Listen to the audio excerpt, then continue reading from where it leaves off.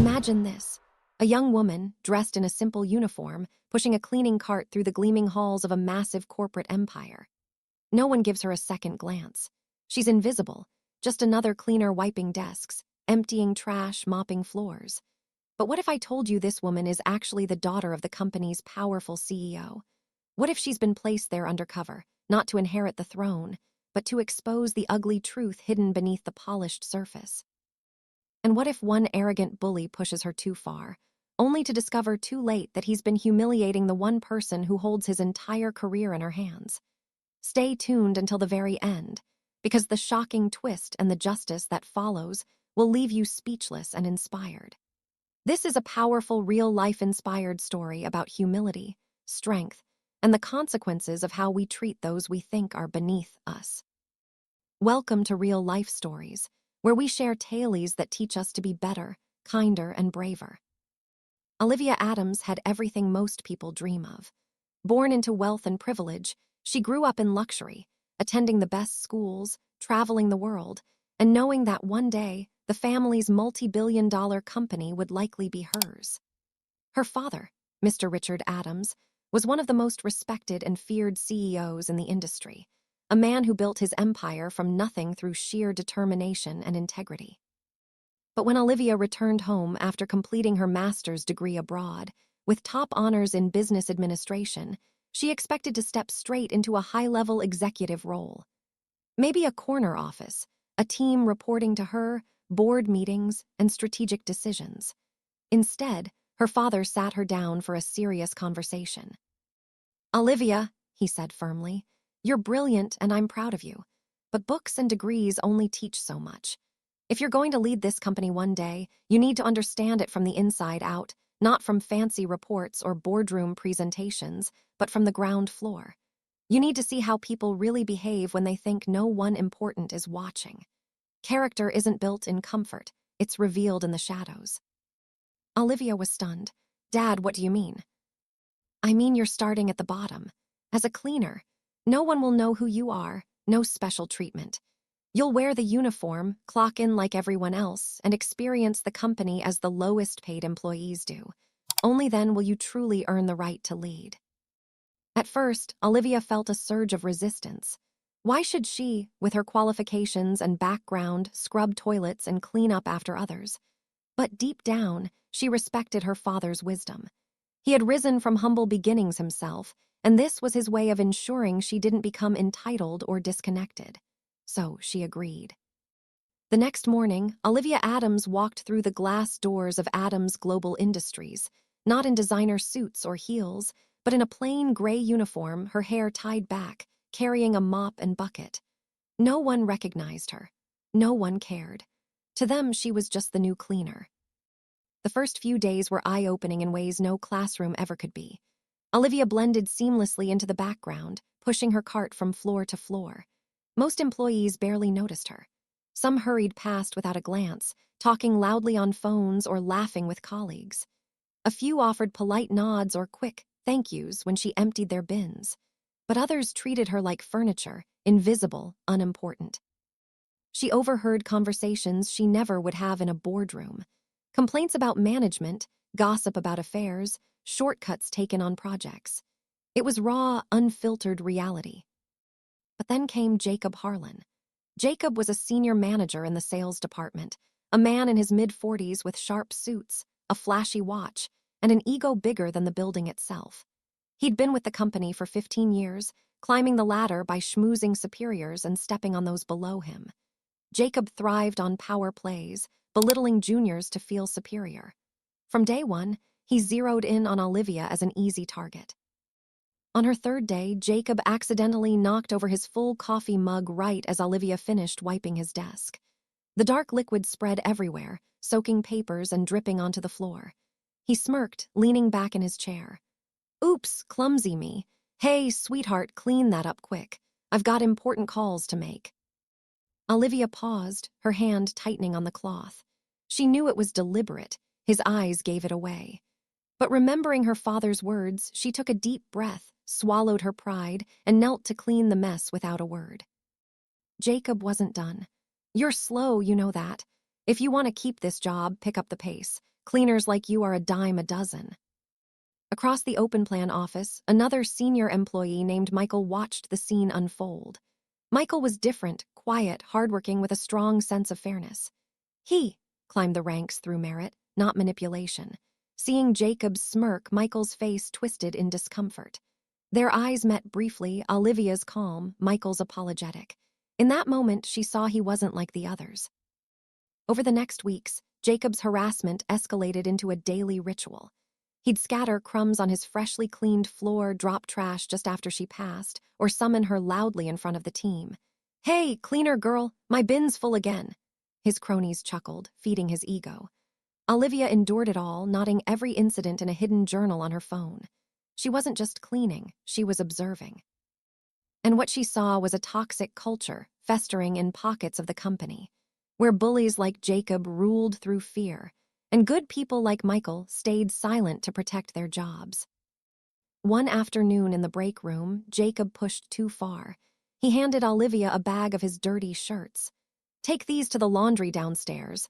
I like them crisp, no stains. Hop to it." Olivia stared at the bag. "Sir, I'm here to clean the office, not run personal errands." Jacob's smirk widened, sensing defiance. "You're here to do what I say. I'm a senior manager, you're the help.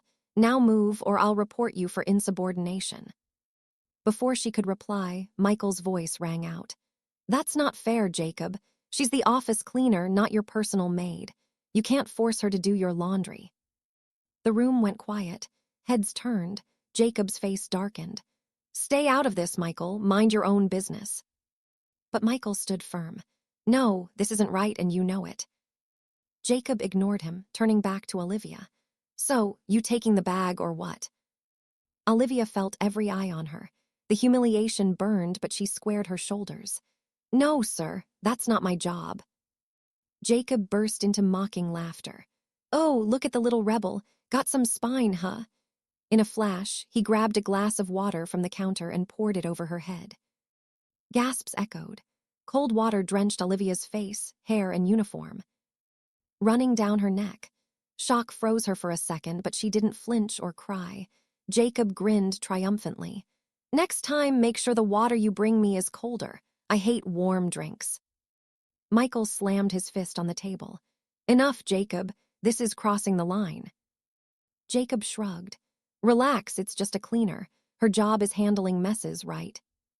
Olivia's fists clenched under the table, rage and humiliation boiling inside. But she refused to break. Calmly, she picked up a cloth and wiped the spill as if nothing happened. Michael looked at her with deep concern. "Olivia!" She shook her head slightly. "Not yet." Jacob thought he'd won, strutting away victorious. But his arrogance blinded him. His time was running out. Later that afternoon, while cleaning the empty conference room, Olivia heard the door click shut. She turned to see Jacob blocking the exit, arms crossed, a sleazy grin on his face. "You're working hard. I like that." His tone made her skin crawl. "I have work to do. Excuse me."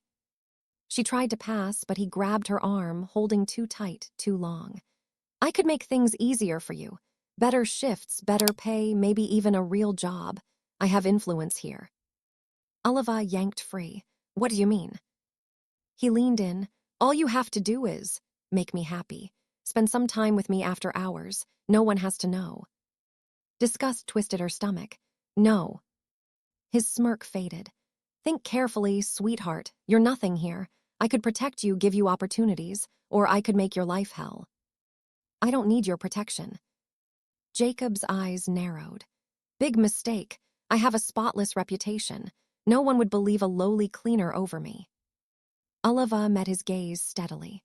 "Maybe not now, but people like you always reveal your true colors, and consequences come."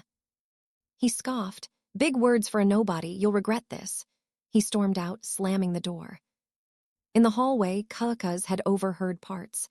Some averted eyes, pretending ignorance. But others, including Michael, shot Jacob disgusted looks. Olivia realized, not everyone was blind. Many were just scared. Soon, they wouldn't have to be. Word of Jacob's behavior spread quietly. Whispers in break rooms, concerned emails to HR that went unanswered because Jacob had allies in high places. But Oliva documented everything: dates, times, witnesses, even secret recordings on her phone when possible. She shared updates discreetly with her father, who listened gravely. "Keep going," he said. "The truth will come out." Meanwhile, Michael became an unexpected ally. One evening, as Oliva cleaned late, he approached. "I'm sorry for what Jacob's doing. It's wrong. If you ever need someone to back you up." "Thank you," she said sincerely. "It means a lot." Michael nodded. "People like him make this place toxic. Someone needs to stop it." As weeks turned into a month, the office tension built. Jacob grew bolder, sensing no repercussions. He bragged to his group about putting the new cleaner in her place. But cracks appeared. Junior staff avoided him. Productivity dipped in his team from low morale. Then came the day everything changed. An urgent all-staff email, mandatory meeting in the main conference room at 10. Rumors flew: merger, layoffs, promotion announcements. The room filled quickly. Jacob arrived early, positioning himself front and center, schmoozing with directors. He spotted Oliva cleaning in the corner and sneered. "What's she doing here? This is for important people." At exactly 10, Mr. Adams entered, commanding silence. Oliva stood quietly at the side. "Thank you for coming. I have a major announcement. As you know, I'm retiring soon. I've chosen my successor carefully." The room buzzed. Jacob puffed up, certain it was him. He'd been angling for years. But Mr. Adams turned to Oliva. "My successor is Oliva Adams." Gasps, confusion. Jacob laughed nervously. "Sir the cleaner, this is a joke, right?" Mr. Adams's voice boomed.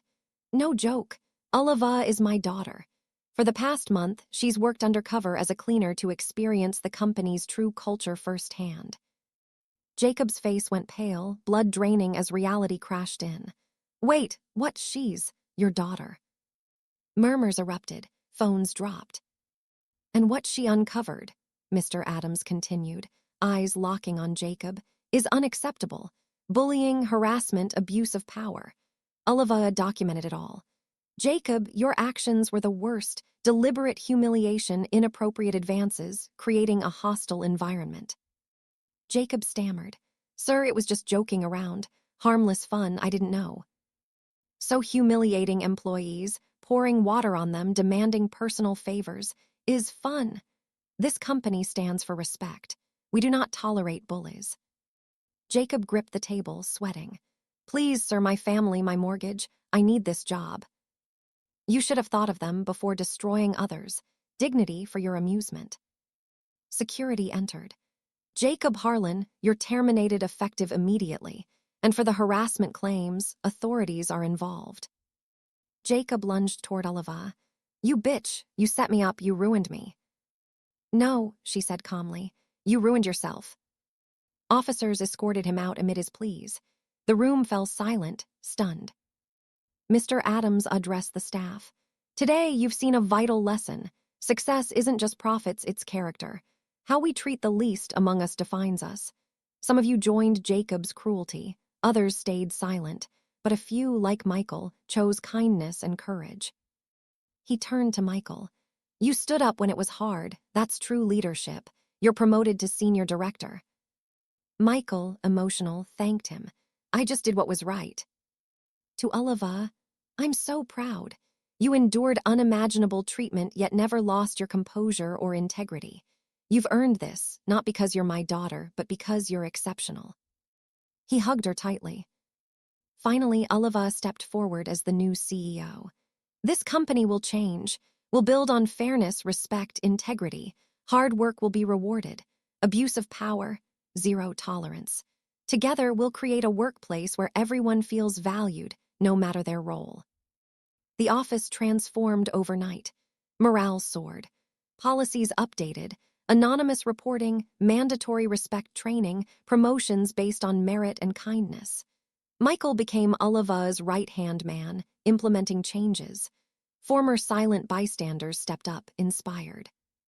Years later, Adams Global thrived more than ever, not just financially, but as a beacon of ethical leadership. Oliva often shared her story in interviews. I learned that true power isn't in titles or bullying.